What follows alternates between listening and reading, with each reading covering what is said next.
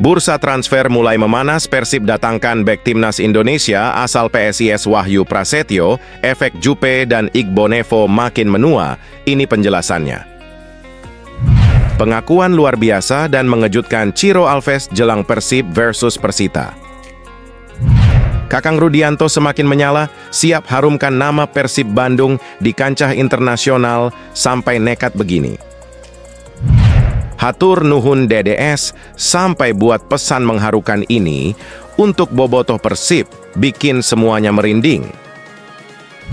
Alhamdulillah, Nick Kuipers dan Stefano resmi sembuh dan pulih dari cedera, kabar baik untuk bobotoh Persib.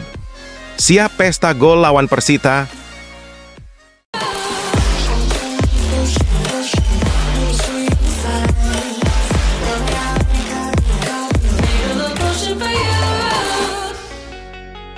Mohon subscribe channel YouTube ini, supaya gak ketinggalan berita Persib Bandung. Bursa transfer mulai memanas, Persib datangkan bek timnas Indonesia asal PSIS Wahyu Prasetyo, efek Jupe dan Igbonevo makin menua, ini penjelasannya. Sinyal saga proyek transfer Persib Bandung dan Persija Jakarta terendus, gembosi PSIS Semarang dan usik Malut United, berikut sebabnya. Dilansir tribunwow.com, Persib Bandung nampaknya bakal saling adu sikut dengan Persija Jakarta di bursa transfer kali ini. Bagaimana tidak, Persib Bandung dan Persija Jakarta kini jatuh hati dengan sosok pemain yang sama guna menambah kekuatan di lini belakang. Ya, Persib Bandung dan Persija Jakarta kini tengah jatuh hati dengan bek andalan PSIS Semarang, Wahyu Prasetyo. Masuknya nama Wahyu Prasetyo ke dalam list belanja dua tim tersebut berawal dari langkah Persib Bandung yang disinyalir lebih dulu tertarik kepada bek yang dijuluki Hulk tersebut. Kabar masuknya Wahyu Prasetyo ke dalam list bidikan Persib Bandung diungkap oleh akun seputar sepak bola Indonesia, Eliga Dagelan Jumat 5 April 2024. Persib dan Malut United berminat kepada Wahyu Prasetyo, tulis Eliga Dagelan. Lantas, bagaimana dengan kans Persib Bandung realisasikan kedatangan Wahyu Prasetyo? Menilik laman Transfermarkt, kans Persib Bandung untuk bisa mendatangkan Wahyu Prasetyo terbuka lebar. Pasalnya, kontrak Wahyu Prasetyo bersama PSIS Semarang diketahui akan segera berakhir pada 31 Mei 2024 mendatang. Itu artinya, jika Persib Bandung berhasil dengan cepat memberikan tawaran kepada Wahyu Prasetyo secara personal dan disepakati, maka Maung Bandung kans mendatangkannya dengan cuma-cuma musim depan. Meski sebenarnya PSIS Semarang ditengarai tak akan begitu saja membiarkan Wahyu Prasetyo pergi musim depan. Pengakuan luar biasa dan mengejutkan Ciro Alves jelang Persib versus Persita. Penyerang Persib Bandung, Ciro Alves, menyambut baik keputusan PT Liga Indonesia Baru yang melanjutkan kembali laga pekan ke-31 Liga 1 2023-2024 pada 15 April 2024. Persib Bandung dijadwalkan melakoni laga pekan ke-31 menghadapi Persita Tangerang pada 15 April mendatang. Skuad Pangeran Biru punya waktu 10 hari untuk persiapan setelah kembali dari libur 3 hari. Pemain asal Brasil ini mengatakan, tidak baik kompetisi berhenti terlalu lama. Sebab, hal itu bisa mengganggu konsentrasi klub dan pemain yang fokus menatap sisa pertandingan kompetisi musim ini. Ada baiknya Liga kembali pada tanggal 15 April. Saya tidak tahu kenapa, tapi itu, Liga 1 tidak bisa berhenti lama. Banyak klub fokus untuk melakukan yang terbaik hingga akhir Liga SAU, kata Ciro. Ciro percaya tim pelatih sudah mempersiapkan program dengan kondisi saat ini. Kami memiliki pelatih dan pelatih fisik yang hebat. Kami akan melakukan yang terbaik untuk tanggal 15. Kami akan mengikuti program tim pelatih sebaik mungkin, tuntasnya. Kakang Rudianto semakin menyala, siap harumkan nama Persib Bandung di kancah internasional sampai nekat begini. Kakang Rudianto bertekad membalas kepercayaan yang diberikan para pelatih di tim nasional U23 Indonesia. Kakang akan bekerja keras memberikan yang terbaik buat timnas Indonesia U23 di Piala Asia U23 2024 11 April 3 Mei 2024 di Qatar. Kakang mensyukuri kesempatan emas ini karena tampil di putaran final. Piala Asia U23 ini adalah yang pertama bagi Indonesia. Tentunya saya akan berusaha semaksimal mungkin jika dikasih kesempatan dan saya ingin membantu tim, kata Kakang seperti diberitakan laman resmi Persib. Pemain bernomor punggung 5 ini mengungkapkan bahwa ia akan berusaha beradaptasi. Bukan hanya dengan waktu atau cuaca, ia juga akan menjalin chemistry bersama rekan-rekan setimnya yang mayoritas baru bagi Kakang. Persaingan cukup ketat dan pemain di sana bagus-bagus. Mungkin kalau ada kesempatan sedikit pun saya harus bisa memaksimalkan, ucapnya. Hatur nuhun DDS sampai buat pesan mengharukan ini untuk bobotoh Persib, bikin semuanya merinding. Penyerang Persib Bandung David da Silva langsung memberi pesan kepada bobotoh setelah masalahnya dengan manajemen klub rampung.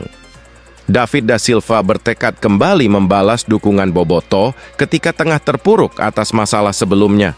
Ia tentu sudah tidak sabar kembali tampil di hadapan dukungan penuh dari bobotoh di dalam sebuah pertandingan. Apalagi bobotoh menjadi salah satu alasannya untuk menuntaskan masalah dengan manajemen klub, sehingga David akan kembali bekerja keras di sisa pertandingan ke depan. Saya merindukan semuanya, baik itu tim, lapangan, perasaan saya melewatkan satu pertandingan yang sangat penting. Saya merasa tim kami sangat menderita banyak karena masalah ini datang ketika pertandingan yang sangat penting, terang David kepada awak media. Ketika mangkir berlatih selama 2 pekan, ia mengaku hatinya hancur ketika Persib kesulitan membobol gawang Bayangkara FC. Padahal secara permainan, Persib tampil sangat dominan dan disayangkan tak bisa mengemas sejumlah peluang menjadi gol. Saya menonton pertandingannya setiap menit, seperti saat dengan tim. Aku menderita sama seperti kalian dan hasilnya imbang. Jadi, mari kita lanjutkan dan masih ada 4 pertandingan, tambah David. Dengan berakhirnya masalah dengan manajemen klub, David bertekad untuk menuntaskan sisa pertandingan dengan kemenangan. Terlebih, itu menjadi satu-satunya cara Persib untuk lolos ke babak Championship Series dengan status runner-up di babak reguler. Kami harus mengerahkan 100% untuk menuntaskan ini untuk menuju ke playoff, tekadnya. Alhamdulillah, Nick Kuipers dan Stefano resmi sembuh dan pulih dari cedera. Kabar baik untuk bobotoh Persib. Siap pesta gol lawan Persita? Sejumlah pemain Persib Bandung masih harus menjalani proses pemulihan cedera, di antaranya Nick Kuipers, Stefano Beltrame, dan Mark Klok. Untuk Nick Kuipers, bek asal Belanda itu diperkirakan dalam beberapa hari ke depan sudah pulih. Namun Stefano Beltrame dan Mark Klok sepertinya masih membutuhkan waktu lebih lama dibandingkan Nick Kuipers. Tetapi pelatih Persib, Bojan Hodak, optimistis Stefano Beltrame dan Mark Klok cukup siap diturunkan ketika Persib menghadapi tuan rumah, Persita Tangerang di pekan 31 Liga 1 2023-2024. Nick mungkin lusa sudah kembali normal, dan Stefano setelah jeda Idul Fitri dia sudah kembali. Oke. Dia sudah tidak mengalami pembengkakan dan dia kini mulai berlatih terpisah, kata Bojan Hodak. Bojan Hodak pun optimistis dengan kondisi Mark Klok setelah pemain naturalisasi tersebut sempat menjalani proses pemulihan di Singapura. Klok diprediksi bakal tampil saat menghadapi Persita. Lalu Mark Klok juga akan segera kembali setelah Idul Fitri. Jadi kami memang tidak semua akan bermain, tapi kami sudah dalam kekuatan skuad yang penuh untuk melawan Persita, ujarnya. Persib akan menghadapi Persita Tangerang pada pekan 31 Liga 1 2023-2024 di Stadion Kapten Iwayan Dipta, Gianyar, Bali pada Senin 15 April 2024. Erick Thohir ungkap upaya perjuangan PSSI sikapi naturalisasi Maarten Paes yang terbentur aturan FIFA. Ketua Umum PSSI Erick Thohir mengungkapkan bahwa federasi terus berjuang dalam merampungkan proses naturalisasi Maarten Paes yang terbentur aturan FIFA. Maarten Paes ternyata sempat membela timnas U-Strip 21 Belanda pada ajang kualifikasi Piala Eropa U-Strip 21 2021 yang saat itu usianya sudah memasuki 22 tahun. Berdasarkan regulasi FIFA, Seorang pemain bisa berganti dan bermain untuk tim nasional lainnya jika berusia di bawah 21 tahun pada saat terakhir bermain, baik itu tim junior ataupun senior di pertandingan resmi. Alhasil, kini kasus Maarten Paes dilaporkan harus dibawa ke Pengadilan Arbitrase Olahraga (CAS). Maarten Paes juga masih proseskan, ucap Erick Thohir kepada awak media. Kembali kami (PSSI) sudah konkret dapat data. Ya, ada bukti-buktinya, sambung Menteri BUMN itu. Jika tidak ada halangan, Maarten Paes bisa membela timnas Indonesia di sisa laga grup F. Dulu mengejek, kini memuji, legenda Malaysia ini benar-benar takjub tahu timnas Indonesia bantai Vietnam, katanya Garuda.